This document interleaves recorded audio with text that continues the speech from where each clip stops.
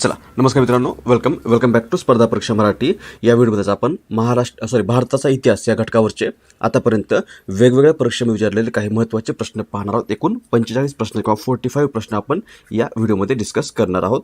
थोडं क्विकली पाहूयात आपण, कारण आपल्याला 45 प्रश्न कव्हर करायचे आहेत कमीत कमी वेळामध्ये. चला या लवकर आपण सुरू करूयात आजच्या आपल्या पहिल्या प्रश्नापासून. पहिला प्रश्न आहे, प्रभाकर या साप्ताहिकामध्ये शतपत्रे कोणी लिहिली? प्रभाकर हे जे साप्ताहिक आहे, हे साप्ताहिक भाऊ महाजनांनी सुरू केलेलं साप्ताहिक होतं आणि या साप्ताहिकामध्ये लोकहितवादींनी शतपत्रे लिहिलेली आहेत. म्हणजे पर्याय क्रमांक 1 लोकहितवादी हे याचं बरोबर उत्तर असेल. लोकहितवादी यांचंच नाव आहे गोपाळ हरी देशमुख, किंवा गोपाळ हरी देशमुख यांना आपण लोकहितवादी म्हणून ओळखतो. उत्तर असेल आपलं प्रभाकर या साप्ताहिकामध्ये लोकहितवादींनी शतपत्रे लिहिलेली आहेत. त्यानंतर दुसरा प्रश्न, मराठीचा उदय किंवा मराठी सत्तेचा उदय हा ग्रंथ डॅश यांनी लिहिलेला आहे.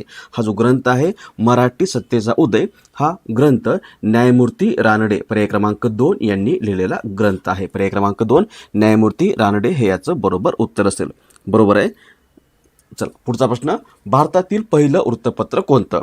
भारतामधलं पहिलं वृत्तपत्र आहे द बंगाल गॅझेट. जेम्स हेकीने सुरू केलेलं द बंगाल गॅझेट हे आपल्या भारतामधलं पहिलं वृत्तपत्र आहे. त्यामुळे पर्याय क्रमांक 3 हे याचं बरोबर उत्तर असेल. जर आपल्या मराठीमधलं पहिलं वृत्तपत्र ते असेल दर्पण. दर्पण हे मराठीमधलं पहिलं वृत्तपत्र आहे. सुरू केलं होतं बाळशास्त्री जांभेकर, आचार्य बाळशास्त्री जांभेकर यांनी. त्यानंतर मूकनायक हे नियतकालिक डॅश डॅश यांनी सुरू केलं आहे. मूकनायक हे नियतकालिक कोणी सुरू केलंय असं आपल्याला विचारलेलं आहे. मूकनायक हे सुरू केलेलं आहे 1920 या वर्षामध्ये आणि हे साप्ताहिक डॉक्टर बाबासाहेब आंबेडकर यांनी सुरू केलेलं आहे. म्हणजे पर्याय क्रमांक 1 हे याचं बरोबर उत्तर असेल. त्यानंतर हिंगणे स्त्री शिक्षण संस्थेची स्थापना कोणी केली आहे?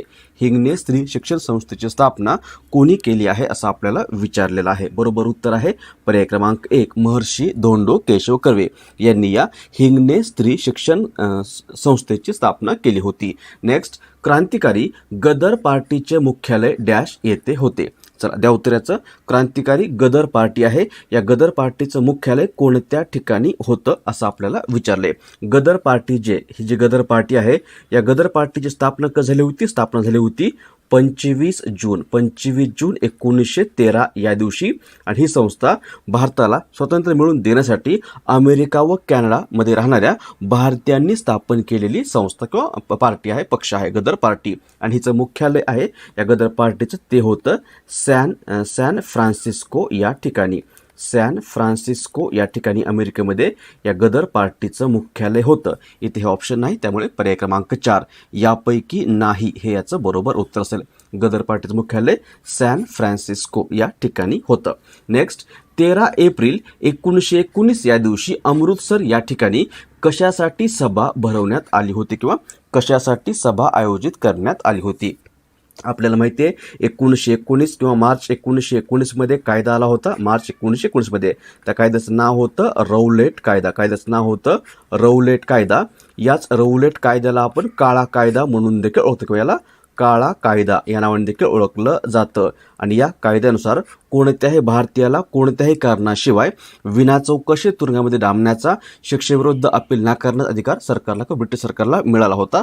आणि या कायद्याविरुद्ध जनमत प्रक्षुब्ध बनल्यामुळे ब्रिटिशांनी सभाबंदीचा आदेश जारी केला होता अमृतसरमध्ये. आणि हा आदेश धुडकावून या अमृतसर या ठिकाणी 13 एप्रिल 1919 या दिवशी जालियनवाला बागेमध्ये एक निषेध सभा आयोजित करण्यात आली होती. आणि ही सभा जी आहे ही बैसाखी पर्याय क्रमांक 2 या सणानिमित्त आयोजित करण्यात आली होती. म्हणजे पर्याय क्रमांक 2 बैसाखी हे याचं बरोबर उत्तर असेल. हा प्रश्न बऱ्याच वेळेस परीक्षेमध्ये रिपीट झालेला आहे. कोणत्या सणानिमित्त किंवा कोणत्या कारणामुळे ही सभा आयोजित करण्यात आली होती? तर उत्तर असेल बैसाखी या सणानिमित्त ही सभा आयोजित करण्यात आली होती 13 एप्रिल 1919 या दिवशी पंजाबमध्ये अमृतसर या ठिकाणी असलेल्या जालियनवाला बागेमध्ये. आणि या सभेतील जमावावर जनरल डायरने गोळीबार संपेपर्यंत गोळीबार करण्याचा आदेश दिला होता. जवळपास 1600 फैरी झाल्या होत्या आणि या 1600 फैरीमध्ये 400 लोकांचा मृत्यू झाला होता. सोबतच 2000 पेक्षा जास्त लोक इंज्युअर्ड झाले होते. उत्तर असेल पर्याय क्रमांक 2. बैसाखी निमित्त ही सभा आयोजित करण्यात आली होती. बरोबर आहे. रौलट कायदा जो आहे तो सिडनी रौलट समितीच्या शिफारशीनुसार लागू करण्यात आला होता.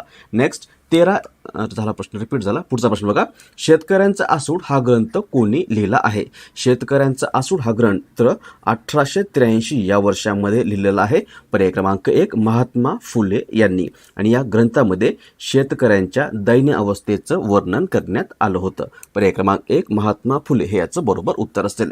गोपाळ गणेश आगरकर कोणत्या महाविद्यालयामध्ये प्राचार्य होते? तर हे जे गोपाळ गणेश आगरकर आहेत हे पर्याय क्रमांक 2 फर्ग्युसन इथे स्पेलिंग चुकलेली आहे. फर्ग्युसन या कॉलेजमध्ये प्राचार्य होते. गोपाळ गणेश आगरकर यांचा जन्म झालेला आहे 14 जुलै 1856 टेंबू तालुका कराड जिल्हा सातारामध्ये. आणि हे फर्ग्युसन कॉलेजमध्ये प्राचार्य होते. सोबतच ते फर्ग्युसनमध्ये हिस्ट्री आणि तर्कशास्त्र हे विषय शिकवत होते. उत्तर असेल पर्याय क्रमांक 2. नेक्स्ट 1857च्या उठावातील नेते तात्या टोपे यांचा उल्लेख पराभूत शिवाजी असा कोणी केला आहे? तात्या टोपेंचा उल्लेख पराभूत शिवाजी असा कोणी केला आहे? तर उत्तर असेल वी दा सावरकर. पर्याय क्रमांक 2 वी दा सावरकर यांनी 1857च्या उठावातील नेते तात्या टोपे यांचा उल्लेख पराभूत शिवाजी असा केलेला आहे. प्रथम वैयक्तिक सत्याग्रही म्हणून विनोबा भावे यांची निवड झाली तर दुसरे कोण होते? ही जी चळवळ आहे वैयक्तिक सत्याग्रहाची चळवळ ही सुरू झालेली आहे 1940मध्ये. 17 ऑक्टोबर 1940ला हिची सुरुवात झालेली आहे. आणि ऑक्टोबर 1940मध्ये महात्मा गांधींच्या आदेशानुसार ही सुरू झाली होती. हिचं ध्येय काय होतं? वैयक्तिक सत्याग्रह चळवळीचं ध्येय होतं शांततामय आणि अहिंसक मार्गाने युद्धविरोधी प्रचार करणं. आणि या चळवळी दरम्यान पहिले वैयक्तिक सत्याग्रही म्हणून निवड झाली होती विनोबा भावे यांची. दुसरे कोण होते? दुसरे होते पंडित जवाहरलाल नेहरू. दुसरे वैयक्तिक सत्याग्रही होते पंडित जवाहरलाल नेहरू. त्यानंतर तिसरे कोण होते? तिसरे होते वल्लभभाई पटेल. चौथे होते मौलाना आझाद. हे लक्षात ठेवा. पहिले वैयक्तिक सत्याग्रही आहेत विनोबा भावे, दुसरे जवाहरलाल नेहरू, तिसरे वल्लभभाई पटेल, चौथे आहेत मौलाना आझाद. आणि ही चळवळ जी आहे 1940ला सुरू झालेली, जवळपास मे 1941पर्यंत सुरू होती चालली. आणि यामध्ये 25,000पेक्षा जास्त वैयक्तिक सत्याग्रहींनी भाग घेतला होता. पर्याय क्रमांक 2 हे याचं पर्याय क्रमांक 2 पंडित जवाहरलाल नेहरू हे दुसरे वैयक्तिक सत्याग्रही होते हे याचं बरोबर उत्तर असेल. नेक्स्ट शारदा सदन ही संस्था कोणी स्थापन केली आहे? शारदा सदन ही संस्था जी आहे ही कोणी स्थापन केली असं आपल्याला विचारलंय. आणि याचं बरोबर उत्तर आहे पर्याय क्रमांक 3 पंडिता रमाबाई यांनी ही शारदा सदन नावाची संस्था स्थापन केली होती. Next poverty and un-British rule in India हा ग्रंथ कोणी लिहिला आहे? Poverty and un-British rule in India हा जो ग्रंथ आहे हा ग्रंथ दादाभाई नौरोजी यांनी लिहिलेला ग्रंथ आहे. पर्याय क्रमांक 1 दादाभाई नौरोजी हे याचं बरोबर उत्तर असेल. महत्त्वाचे मुद्दे आहेत लक्षात ठेवा. दादाभाई नौरोजी यांना आपण भारताचे पितामह म्हणून ओळखतो. बऱ्याच वेळा विचारलेला आहे भारताचे पितामह कोणाला म्हटलं जातं? तर दादाभाई नौरोजी यांनाच आपण भारताचे पितामह म्हणून ओळखतो. यांनाच भारतीय राष्ट्रवादाचे प्रणेते म्हणून ओळखलं जातं. सोबतच यात दादाभाई नौरोजी यांना भारताच्या अर्थशास्त्राचे जनक म्हणून देखील याच दादाभाई नौरोजी यांना ओळखलं जातं. आणि जहाल आणि मवाळ यांच्यामध्ये सुवर्णमध्य साधणारे नेते म्हणून देखील यांचा उल्लेख केला जातो. हे जे दादाभाई नौरोजी आहेत ते काँग्रेसचे 3दा अध्यक्ष राहिले होते. कधी पहिल्यांदा 1886मध्ये, त्यानंतर 1893मध्ये आणि 1906. 1886, 1893, 1906 असे 3 वेळेस ते राष्ट्रीय काँग्रेसचे अध्यक्ष देखील राहिलेले आहेत. आणि इंग्लंडच्या मतदारसंघामधून निवडून येणारे व तेथील हाऊस ऑफ कॉमनचे सभासद बनणारे देखील ते पहिले भारतीय होते. याच दादाभाई नौरोजी यांना आपण भारताच्या लुटीच्या सिद्धांताचे जनक म्हणून ओळखतो. आणि यांना 1883मध्ये ब्रिटिशांनी जस्टिस ऑफ पीस हा किताब दिला होता. सोबतच जिनाचे ते खाजगी सचिव देखील राहिले होते काही दिवस. उत्तर असेल पर्याय क्रमांक 1 दादाभाई नौरोजी यांनी हा ग्रंथ लिहिलेला आहे. ग्रंथाचं नाव आहे poverty and un-British rule in India. Next, विधवांच्या शिक्षणासाठी अनाथ बालिकाश्रम कोणी स्थापन केलं किंवा केलं आहे? विधवांच्या शिक्षणासाठी अनाथ बालिकाश्रमाची स्थापना कोणी केली आहे असं आपल्याला विचारलंय. या अनाथ बालिकाश्रमाची स्थापना केलेली आहे 1899 मध्ये, आणि ही स्थापना जी आहे ती कोणी केली, तर ती केलेली आहे महर्षी कर्वे किंवा महर्षी धोंडो केशव कर्वे यांनी. म्हणजे पर्याय क्रमांक 3 महर्षी कर्वे हे याचं बरोबर उत्तर असेल. नेक्स्ट, पवनार आश्रम कोठे आहे? पवनार आश्रम कुठे? तर हा आहे वर्धा या ठिकाणी. पर्याय क्रमांक 3 वर्धा हे याचं बरोबर उत्तर असेल. नेक्स्ट, इसवी सन 1966 मध्ये दादाभाई नौरोजी यांनी लंडन येथे डॅशची स्थापना केली. यांनी कोणत्या संस्थेची स्थापना केलेली आहे लंडनमध्ये 1966 या वर्षामध्ये? तर याचं बरोबर उत्तर आहे पर्याय क्रमांक 1 पर्याय क्रमांक 1 नाही, ईस्ट इंडिया असोसिएशन. पर्याय क्रमांक 3 हे याचं बरोबर उत्तर आहे. दादाभाई नौरोजी यांनी 1966 मध्ये इंग्लंडमध्ये किंवा लंडनमध्ये ईस्ट इंडिया असोसिएशन या संघटनेची स्थापना केलेली आहे. ही जी संस्था आहे ही संस्था लंडन बेस्ड भारतीय मुद्द्यांवर काम करणारी संस्था होती, आणि याचे सदस्य कोण होते? सदस्य होते भारतीय व सेवानिवृत्त ब्रिटिश अधिकारी. आणि या ईस्ट इंडिया असोसिएशन या संघटनेचे पहिले अध्यक्ष कोण होते? त्याचं नाव होतं लॉर्ड लिव्हरडेन असं त्याचं नाव होतं, जे ईस्ट इंडिया असोसिएशनचे पहिले अध्यक्ष होते. कोमल बरोबर आहे. 1966 नाही, हे 1866 आहे. 1866 मध्ये स्थापना केलेली आहे. 1800चं इथे एकूण झालेलं आहे, आणि ही संस्था जी आहे ती 1866 मध्ये स्थापन केलेली आहे. 1866 बरोबर आहे आकाश, 1866. नेक्स्ट, इसवी सन 1857च्या उठावाच्या वेळी गव्हर्नर जनरल कोण होता?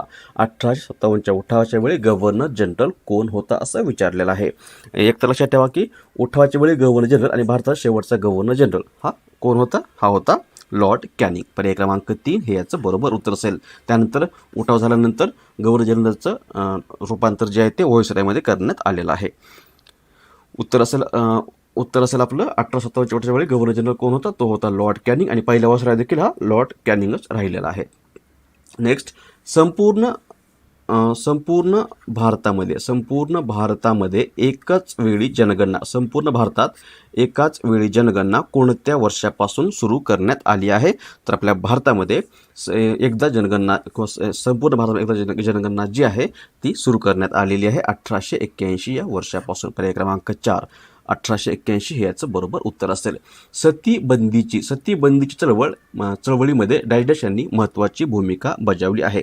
सतीबंदीचा कायदा जो आहे तो झालेला आहे 4 डिसेंबर 1829 या दिवशी लॉर्ड विल्यम बेंटिंकच्या कारकिर्दीमध्ये, आणि या कायद्यामध्ये किंवा हा कायदा होण्यामध्ये महत्त्वाची भूमिका राजा राममोहन रॉय यांनी बजावलेली आहे. पर्याय क्रमांक 3 राजा राममोहन रॉय हे याचं बरोबर उत्तर असेल. नेक्स्ट, भारतातील स्थानिक स्वराज्य संस्थांचा जनक म्हणून कोणास ओळखलं जातं? तर भारताच्या स्थानिक स्वराज्य संस्थेचे जनक म्हणून आपण लॉर्ड रिपन पर्याय क्रमांक 1 यांना ओळखतो. पर्याय क्रमांक 1 लॉर्ड रिपन हे याचं बरोबर उत्तर असेल. लॉर्ड रिपनची कारकीर्द आहे 1880 ते 84 या दरम्यान. याच लॉर्ड रिपनने 18 मे 1882 या दिवशी फॅक्टरी ॲक्ट संमत केला होता, आणि या फॅक्टरी ॲक्टनुसार 7 वर्षापेक्षा कमी वयाच्या मुलांना फॅक्टरीमध्ये किंवा कारखान्यामध्ये कामावर ठेवण्यास बंदी घालण्यात आली होती. सोबतच याच लॉर्ड रिपनने 1882 या वर्षामध्ये व्हर्नॅक्युलर प्रेस ॲक्ट रद्द केलेला आहे. याच लॉर्ड रिपनने 2 फेब्रुवारी 1883 या दिवशी इल्बर्ट विधेयक मंजूर केलेलं आहे, आणि या इल्बर्ट विधेयकानुसार भारतीय न्यायाधीशांना युरोपियन आरोपींवर खटले चालवण्याचा अधिकार मिळालेला आहे. याच लॉर्ड रिपनच्या कारकिर्दीमध्ये नागरिक सेवा परीक्षेची वयोमर्यादा जी आहे ती 19 वर पुन्हा 21 वर्ष करण्यात आली होती. फॅक्टरी ॲक्ट 1882 मध्ये झालेला आहे, डेट वेगळी आहे, आणि हा कायदा जो आहे आपला स्थानिक स्वसंस्था कायदा हा 18 मे 1882 या दिवशी संमत झाला होता. हे लक्षात ठेवा. उत्तर असेल पर्याय क्रमांक 1 लॉर्ड रिपन. हो बरोबर आहे. फॅक्टरी ॲक्ट जो आहे तो 1881 मध्ये संमत झालेला आहे. 82 नाही 81 आहे. 82 मध्ये काय केलं? 82 मध्ये स्थानिक स्वराज्य संस्थांचा कायदा केलेला आहे. सोबतच व्हर्नॅक्युलर प्रेस ॲक्ट देखील 82 मध्येच रद्द करण्यात आलेला आहे. Next, a nation in making, a nation in making या आत्मचरित्रात्मक ग्रंथाचे लेखक कोण आहेत किंवा कोण होते? अ नेशन इन मेकिंग हे पुस्तक जे आहे किंवा हे आत्मचरित्रात्मक ग्रंथ आहे, या ग्रंथाचे लेखक कोण आहेत? त्याचं उत्तर असेल पर्याय क्रमांक 4 सुरेंद्रनाथ बॅनर्जी, हे याचं बरोबर उत्तर आहे. बरोबर आहे, सुरेंद्रनाथ बॅनर्जी. नेक्स्ट, मलकापूर नरनाळ्यांच्या सरकारची राजधानी होती असा उल्लेख डॅश या ग्रंथामध्ये आहे. तर असा उल्लेख कशामध्ये आहे? तर असा उल्लेख ऐन ए अकबरी या ग्रंथामध्ये आहे. म्हणजे पर्याय क्रमांक 1 हे याचं बरोबर उत्तर असेल. शिका संघटित व्हा, शिका संघटित व्हा व संघर्ष करा हे कोणाचे ब्रीदवाक्य होते? तर हे ब्रीदवाक्य जे आहे ते बहिष्कृत हितकारिणी, बहिष्कृत हितकारिणी सभा या सभेचंही ब्रीदवाक्य होतं. बहिष्कृत हितकारिणी सभा डॉक्टर B.R. आंबेडकर यांनी 20 जुलै 1924 या दिवशी मुंबईमध्ये स्थापन केलेली संस्था आहे. पर्याय क्रमांक 4 बहिष्कृत हितकारिणी सभा हे याचं बरोबर उत्तर असेल. डॅश यांनी भारत सेवक समाजाची स्थापना केली. भारत सेवक समाज जो आहे तो 1905 च्या वर्षामध्ये पुण्यामध्ये स्थापन करण्यात आलेला आहे आणि याची स्थापना गोपाळ कृष्ण गोखले म्हणजे पर्याय क्रमांक 2 यांनी केलेली आहे. पर्याय क्रमांक 2 गोपाळ कृष्ण गोखले हे याचं बरोबर उत्तर असेल. बरोबर आहे सर्वांचं, गोपाळ कृष्ण गोखले. सारे जहां से अच्छा हिंदोस्तां हमारा या लोकप्रिय राष्ट्रगीताचा रचयिता डॅश हा होय. सारे जहां से अच्छा हिंदोस्तां हमारा हे गीत कोणी लिहिलं आहे असं आपल्याला विचारलेलं आहे. हे गीत 1905 या वर्षामध्ये लिहिलेलं गीत आहे, सारे जहां से अच्छा हिंदोस्तां हमारा, आणि हे गीत जे आहे ते मोहम्मद इक्बाल यांनी लिहिलेलं गीत आहे. पर्याय क्रमांक 4 मोहम्मद इक्बाल हे याचं बरोबर उत्तर असेल. नेक्स्ट, डिवाइन लाईफ हे आत्मचरित्र कोणाचे आहे? डिवाइन लाईफ जे आहे ते अरविंद घोष यांचं आत्मचरित्र आहे. म्हणजे पर्याय क्रमांक 1 अरविंद घोष हे याचं बरोबर उत्तर आहे. ग्रामगीता कोणी लिहिली? ग्रामगीता ही भारतातील ग्रामीण जीवनावरील एक महाकाव्य आहे आणि हे ग्रामगीता जे आहे ते कोणी लिहिलं? तर ते लिहिलेलं आहे राष्ट्रसंत तुकडोजी महाराज. म्हणजे पर्याय क्रमांक 3 हे याचं बरोबर उत्तर असेल. ग्रामगीता लिहिलेले राष्ट्रसंत तुकडोजी महाराज यांनी. नेक्स्ट, डॅश या समाजसुधारकाने उक्तीप्रमाणे कृती करून विधवा विवाह केला. तर याचं उत्तर असेल पर्याय क्रमांक 3 कृष्णशास्त्री चिपळूणकर. कृष्णशास्त्री चिपळूणकर या समाजसुधारकांनी उक्तीप्रमाणे कृती करून विधवेशी विवाह केलेला आहे. पर्याय क्रमांक 3 हे याचं बरोबर उत्तर आहे. महाराष्ट्राचे मार्टिन लुथर म्हणून कोणाला ओळखलं जातं? मार्टिन लुथर कोण होते? तर मार्टिन लुथर जे ते अमेरिकेमधले एक सुधारक व धर्मगुरू होते आणि अमेरिकन नागरी चळवळीमधले ते प्रमुख नेते होते. आणि आपल्या महाराष्ट्राचे मार्टिन लुथर म्हणून आपण पर्याय क्रमांक 2 महात्मा फुले यांना ओळखतो. पर्याय क्रमांक 2 महात्मा फुले हे याचं बरोबर उत्तर आहे. आदिवासी समाजाने पर्यावरणासाठी केलेलं आंदोलन डॅश हे आहे किंवा कोणतं आहे? आदिवासी समाजाने पर्यावरणासाठी केलेलं आंदोलन चिपको आंदोलन आहे. पर्याय क्रमांक 4 चिपको आंदोलन हे याचं बरोबर उत्तर आहे. हे आंदोलन 1973 मध्ये उत्तराखंडमधील चामोली जिल्ह्यामध्ये सुरुवात झालेली आहे आणि हे झाडांना वाचवण्यासाठी सुरू केलेलं आंदोलन होतं. औद्योगिक क्रांती सर्वप्रथम कोठे सुरू झाली? सर्वप्रथम कोठे सुरू झाली? औद्योगिक क्रांती सर्वप्रथम कोठे सुरू झाली? तर उत्तर असेल इंग्लंड. औद्योगिक क्रांती ही सर्वप्रथम इंग्लंडमध्ये सुरू झालेली आहे. औद्योगिक क्रांती म्हणजेच हस्तउद्योगांकडून यांत्रिक उत्पादनाकडे झालेलं संक्रमण, याला आपण औद्योगिक क्रांती असं म्हणतो. पर्याय क्रमांक 4 जालियनवाला बाग हत्याकांडास कोण जबाबदार होते? जालियनवाला बाग हत्याकांडाला जनरल डायर जबाबदार होता. यानेच गोळीबाराचा आदेश दिला होता. पर्याय क्रमांक 1 जनरल डायर हे याचं बरोबर उत्तर आहे. नेक्स्ट, योग्य जोड्या लावा. आता योग्य जोड्या लावायच्यात आपल्याला. चला द्या उत्तराचं. काकोरी कट, मिरज कट आणि फैजपूर अधिवेशन आहे. याच्या आपल्याला योग्य जोड्या लावायच्या आहेत. फैजपूर अधिवेशन आपल्याला माहिती आहे. फैजपूर अधिवेशन जे आहे ते झालेलं आहे 1936 या वर्षामध्ये. या अधिवेशनाचे अध्यक्ष होते पंडित जवाहरलाल नेहरू आणि हे फैजपूर आहे जळगावमध्ये. आणि फैजपूर अधिवेशन जे आहे 1936 झालेलं हे ग्रामीण भागातलं पहिलं अधिवेशन होतं. म्हणजे कचं 3 ही बरोबर जोडी असेल. इथे 2 ठिकाणी कचं 3 आहे, इथे आहे आणि इथे आहे. बाकी हे 2 ऑप्शन तर आपले कटले. आता पहिलं विचारलं आपल्याला काकोरी कट जो आहे तो झालेला आहे 1925 या वर्षामध्ये 9 ऑगस्ट या दिवशी. क्रांतिकार्याला लागणारा पैसा जगवण्यासाठी रेल्वेतून नेला जाणारा सरकारी खजिना जो आहे तो उत्तर प्रदेशमधील या काकोरी रेल्वे स्टेशनवर लुटला होता. याच कटामध्ये सहभागी असल्यामुळे अशफाक उल्ला खान, राजेंद्र लाहारी, रामप्रसाद बिस्मिल, रोशन सिंग यांना फाशी दिली होती आणि काकोरी कटादरम्यान अशफाक उल्ला खानला फाशी दिली होती आणि अशफाक उल्ला खान हा फाशी जाणारा पहिला मुस्लिम क्रांतिकारक देखील बनला होता. त्यामुळे एकचं उत्तर असेल, एकची जोडी असेल 1925 म्हणजे 1चं 2 असेल. इथे आपलं पर्याय क्रमांक अचं 2 आहे. पर्याय क्रमांक 3 हे याचं बरोबर उत्तर असेल. अचं 2 म्हणजे काकोरी कट 1925चा, मीरत कट आहे 1929चा, मीरत कट आहे 1929चा आणि फैजपूर अधिवेशन आहे 1936चं. बघा अचं काय आहे, अचं आहे काकोरी कट 1925चं म्हणजे अचं 3 येईल 1925चं आहे. ब आहे मीरत कट जो आहे तो 1929चा आहे. बचं 3 येईल, बचं 3. ओके, ऑप्शन चुकले तुम्ही सगळे, ऑप्शन दुर्लक्ष करा. बचं 3 आहे आणि क आहे फैजपूर अधिवेशन हे आहे 1936चं. क्रम लक्षात ठेवा, प्रश्न रिपीट होऊ शकतो कारण महत्त्वाचा प्रश्न आहे. ओके 2 येईल ना, ओके ठीक आहे 2 येईल, म्हणजे 2 उत्तर येईल. माझं बघण्यात कन्फ्यूज झालं. बघा 2 येईल.